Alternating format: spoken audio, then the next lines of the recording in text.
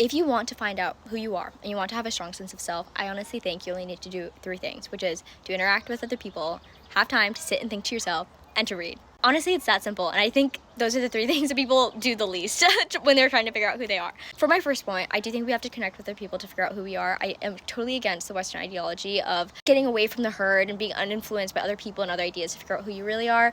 I don't think that's the case at all. I think you should be selective about what environments or what ideologies or what values that you're letting yourself be influenced by. It's only through other people that you're able to self-actualize and figure out who you are. It's only through other people that you can realize how kind you can be, how insecure you can be, how generous you can be, what you find valuable, what you find admirable in other people, what you want to incorporate into yourself, the foundations of your values and the cornerstones of your meaning making in the world. It's only through other people, it's only through interacting with the world that you can find it yourself. You really can't sit in a 4-walled room and say, who am I, and then come out like, now I know who I am and now I can interact with the world in my most authentic way. I don't believe in that at all. So interacting with other people will help you figure out who you are, how you move through the world, what your values are, what your integrity is as a person. That can be scary and that can be daunting, but it is the only way. There is no shortcut around this one. There's no shortcut around any of them, because the second one is sitting and thinking to yourself, which I think in today's culture, we do the absolute least. I think that we are in such a state of busyness that we don't want to give ourselves time to think. I mean, that's why we scroll. We are a culture that cannot stand being alone with our thoughts, and it's only detrimental to us in the end. I think the only way that you're able to cultivate a rich inner life is not by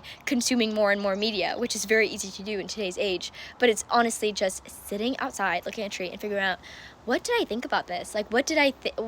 This is something that's on my mind. Why is it on my mind? Exploring it, exploring deeper. You figure out who you are, what's important to you, what you're curious about. That's how you figure out your beliefs about the world. I think the most interesting people are often authors to me, and they hold 2 qualities, which is a voracious curiosity for humanity. They find humans interesting, their behaviors, their desires, their motivations, and you can be an observer of that as well. And I think everyone is curious about other people. Everyone's curious about themselves. And just cultivating that curiosity, how you feel about someone's actions or motivations that give you an idea of who you are, what your values are, what you think is right and wrong, what your morals are. I think those with rich inner lives and the most interesting people I know are those who give themselves time to think deeply about what they feel and what they believe about the world. And also, the one common thing about the most interesting people I've ever met is that they read, specifically fiction, but I think reading, more than anything, will help you figure out who you are and will make you such an interesting person. Reading widely, reading deeply. I say fiction because I think it's interesting. I think sometimes people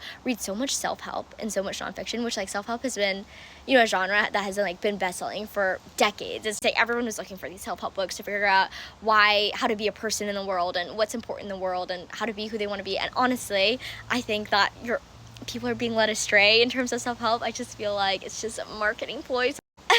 That might be a hot take, that may be controversial, and that's a different conversation for a different day. But I think reading fiction specifically, I think authors who are writing fiction have the same questions that you're. Every author who is writing fiction is exploring the same questions, which is how to be a person in the world. What is important to the world? What is the meaning of life?